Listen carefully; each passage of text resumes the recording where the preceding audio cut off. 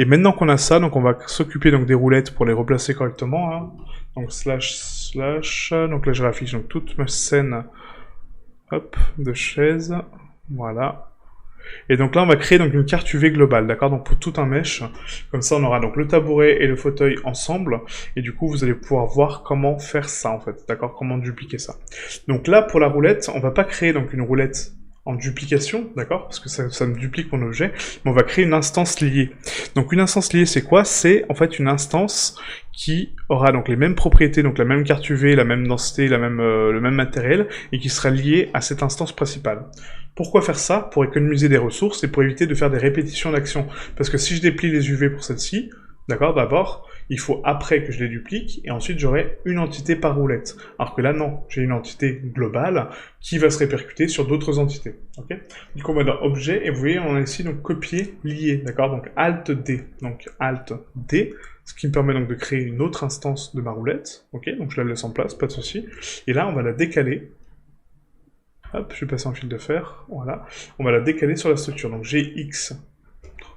Donc GX pour la déplacer, voilà, donc je vais la placer plus ou moins par ici. Voilà. On va essayer de la placer proprement quand même. Donc GY.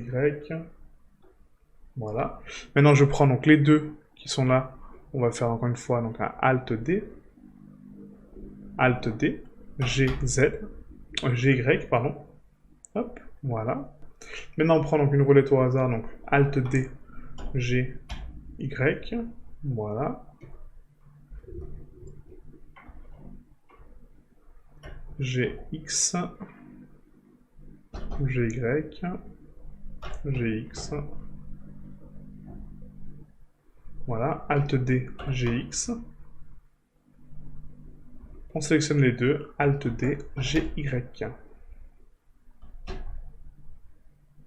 Et là, voilà, on a notre instance de roulette. Et donc là, on a créé, donc vous voyez, un mesh multi-utilisateur, d'accord, avec multiples fonctions. Donc on va réappliquer donc l'origine de la géométrie sur tous mes objets, d'accord, donc on sélectionne donc toute la chaise, enfin toute la scène, Q, rotation de taille, donc là il me dit que voilà, donc les roulettes ne peuvent pas parce qu'elles sont en multi-utilisateur, c'est normal, mais bon, c'est pas grave, on applique pour les autres. Origine vers géométrie, parfait. Et donc là, on va nettoyer toute la géométrie. Donc A pour tout sélectionner, Tab, A pour tout sélectionner, Q, dissoudre dégénérer, fusionner par distance, et supprimer les isolés. Voilà.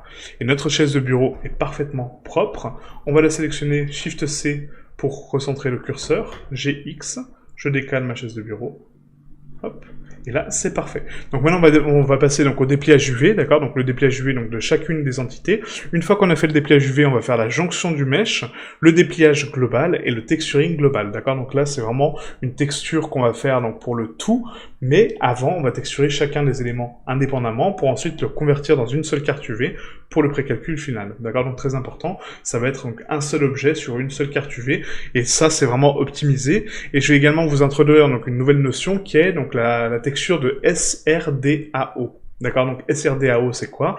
Voir ce que c'est comme carte, voir comment la créer, et voir pourquoi la créer, surtout pour l'optimisation. D'accord, donc chose qu'on n'a pas faite avant, mais je le ferai hors caméra, d'accord, c'est juste pour vous expliquer le fonctionnement et l'optimisation sur Unreal et sur les meshes en général, d'accord, on n'a pas besoin d'avoir 5 textures, on peut en avoir que 3, d'accord, donc je vous expliquerai après le processus.